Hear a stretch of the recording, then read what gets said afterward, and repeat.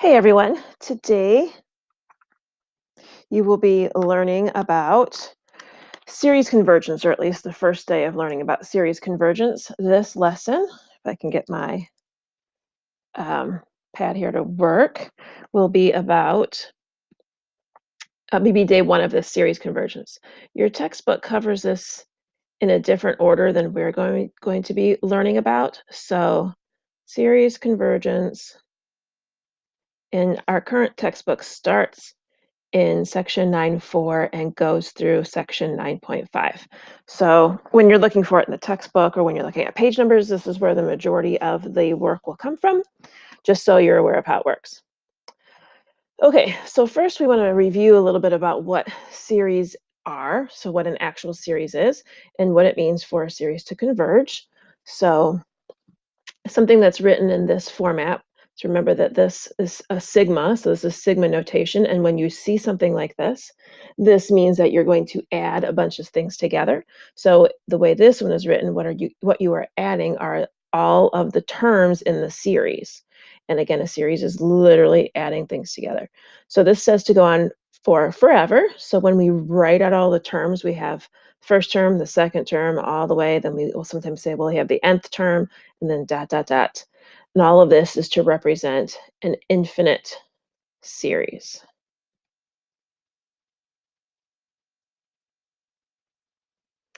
Last year, when we would talk about infinite series, and we talked about them just a little bit,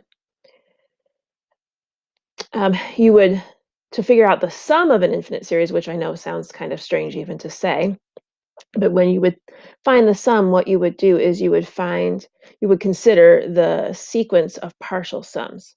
So there were certain situations when a series would have a sum, okay? And when we looked at them last year, we would look at the partial sums, meaning we look at a combination of what the first sum looked like, what the second sum looked like, and as many as we needed to figure out if the series actually did what was called converging. So if you were to look at the sequence of partial sums, you would start off by looking at the first sum, which would just be the first term. And then you would look at the second term, which would be the second sum, which would be the first term and the second term. And you would keep looking at as many sums as necessary. So this would be considered the nth partial sum.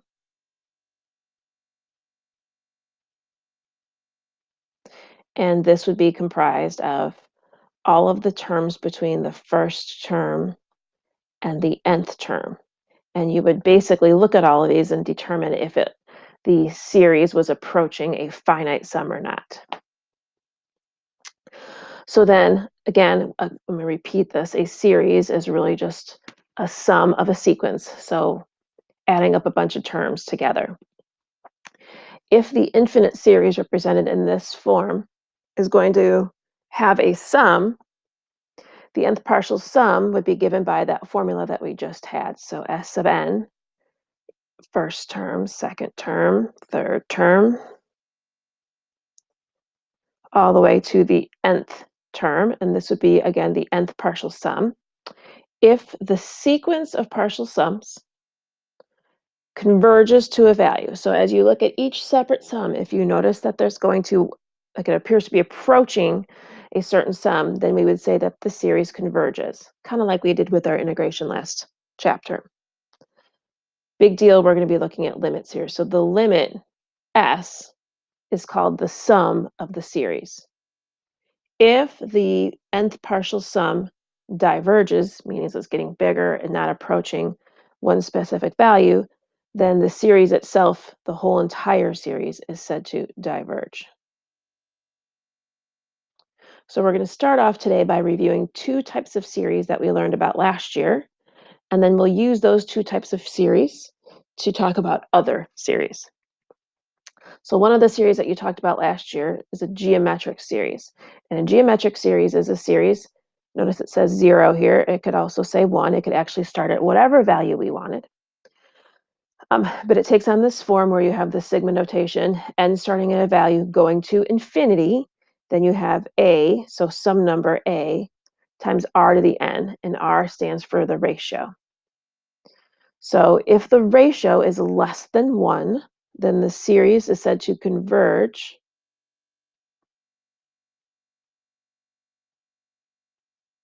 to the sum, and we have a formula for this sum. You learned it last year. So the sum would be written as S equals, then we would say A sub 1, or A probably in this case, first term over 1 minus the ratio. So this is the first term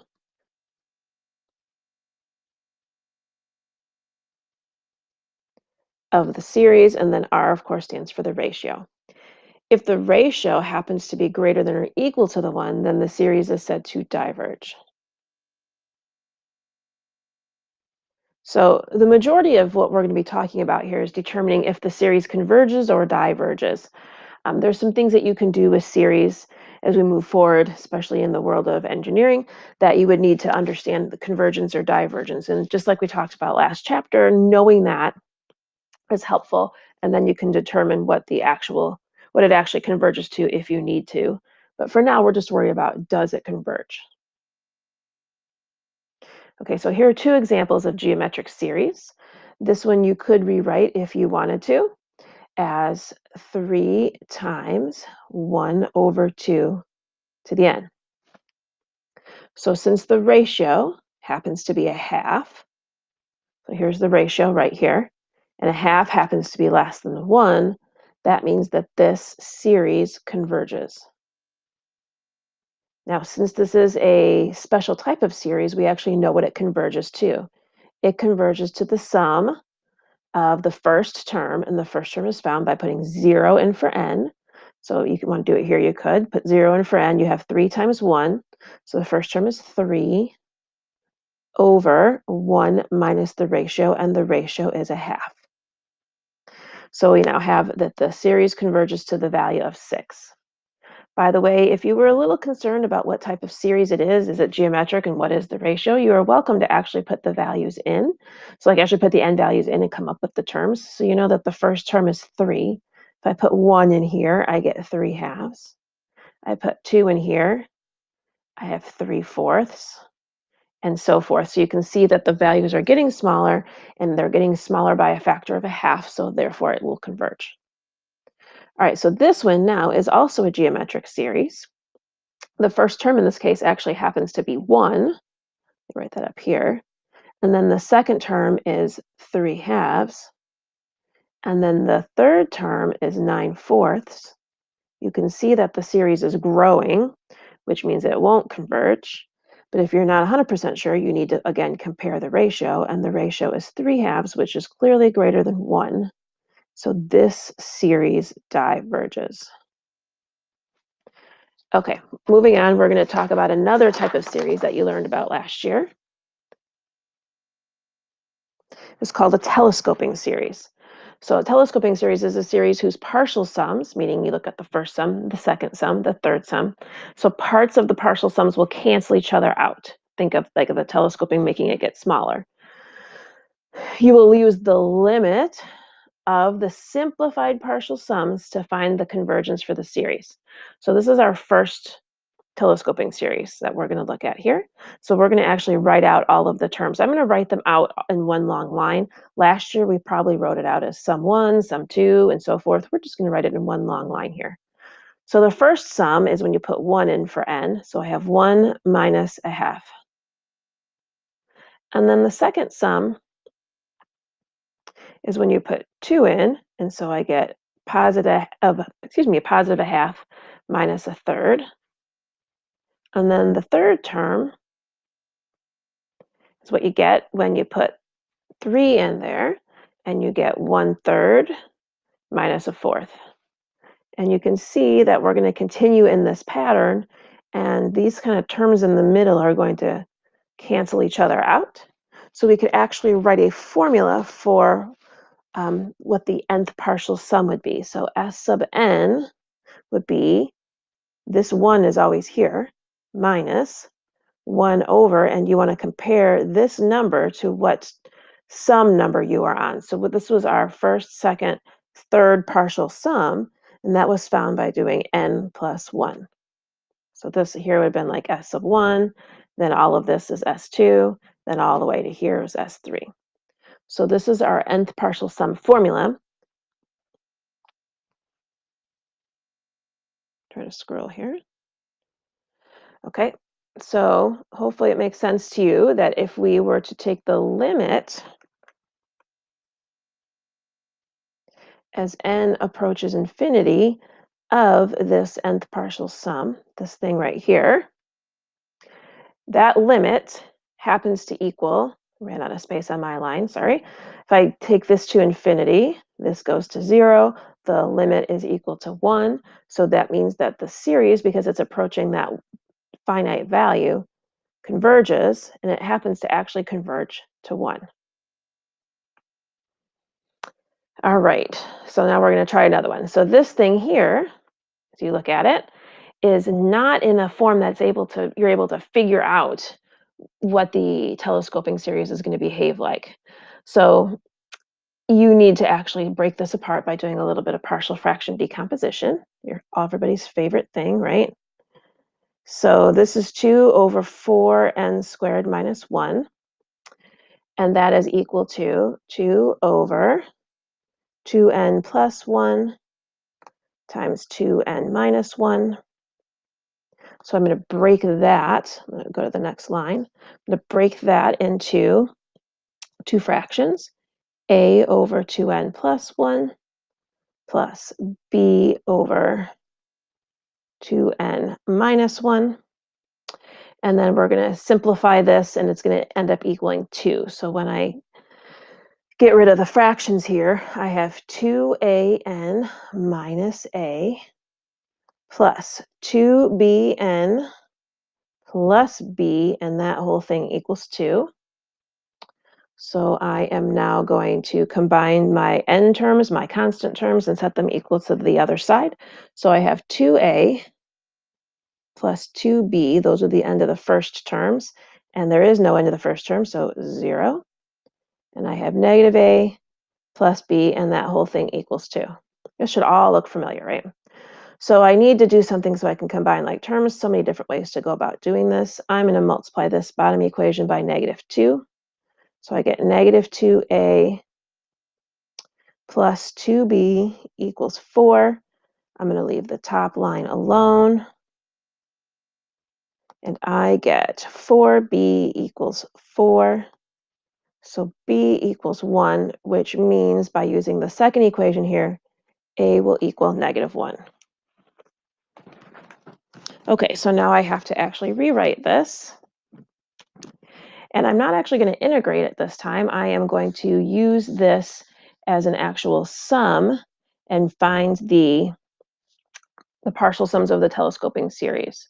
So rewriting it, a is equal to negative 1 and b is equal to positive 1. Is that right? Yep, I think so. Okay, so now I have negative 1 over 2n plus 1 plus positive 1 over 2n minus 1. And I'm just going to start coming up with the partial sums.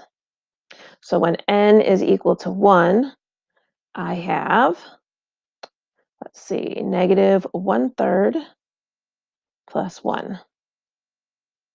And then when I add on the next term is when n equals 2, and that's going to be a negative 1/5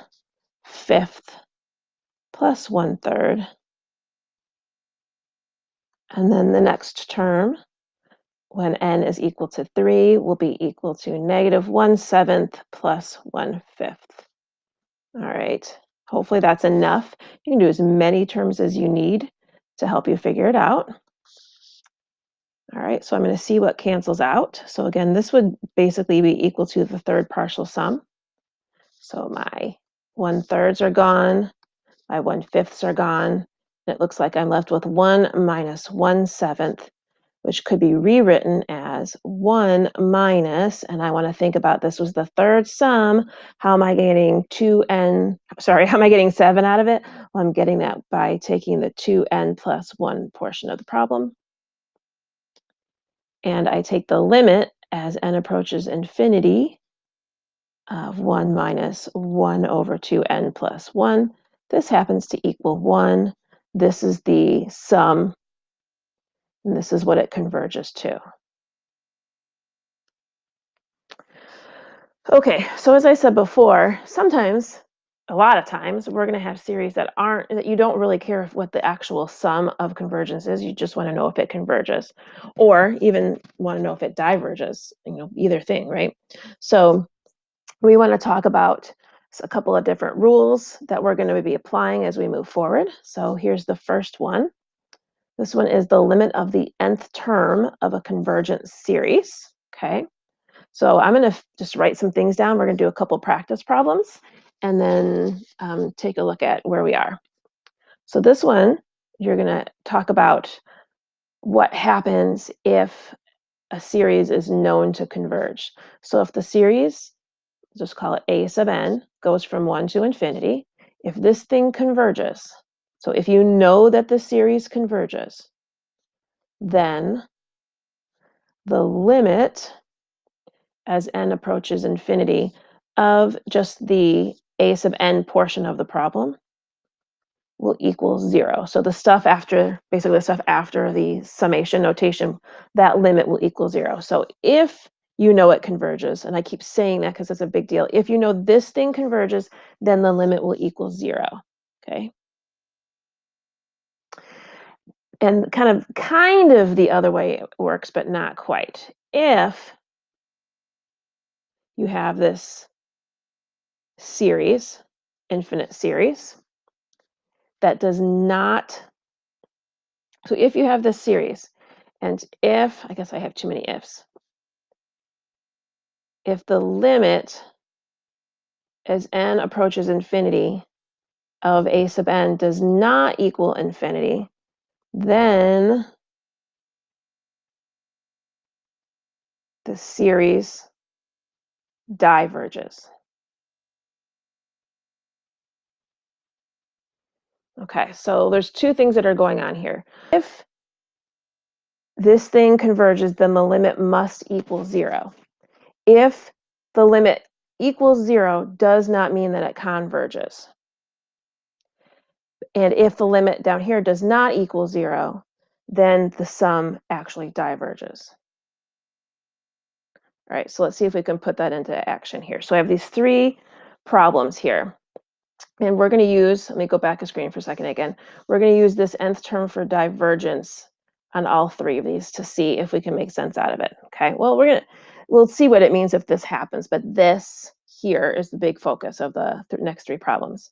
So if you're looking at something and you think that probably doesn't converge, then a fast way to check that is to just use the nth term for divergence, the nth term test for divergence. So you just take the limit of the stuff that's inside, so 2n over 3n plus 4. This limit, going back to last year pre-calculus rules, powers are the same, therefore the leading coefficients are the limit, 2/3 is the limit, okay? The limit is not equal to 0, which by the nth term test for divergence means that this series diverges. We're going to learn a lot of tests, so you want to make sure that you name the test as you are working through the problem, or answering the problem, I guess. Okay, so that's the first one. Second one, just as easy here, the limit as n approaches infinity of 5 to the n. Clearly this thing diverges. This thing is growing. It's an exponential function here. It is clearly growing. The limit is equal to infinity. So this thing clearly diverges by the same test. Okay. This one here, this one's one of our favorite because we learned this one in the last chapter, but we did it with integration. 1 over n, it's the same kind of function as 1 over x, and it has the same issues as 1 over x does, but unfortunately, our nth term for divergence does not work on this problem here. So if you were to take the limit as n approaches infinity of 1 over n, this limit equals 0. Doesn't really tell us anything because we know that if this thing converges, the limit will equal 0. But if the limit equals 0 does not necessarily mean that the function converges. This thing actually does diverge. We're going to learn about why in a second. But with this test, it's just inconclusive. So you can't really say anything else about it as of right now. Okay. So to keep you, out of suspense, we're going to go ahead and talk about why it actually diverges on the next screen here.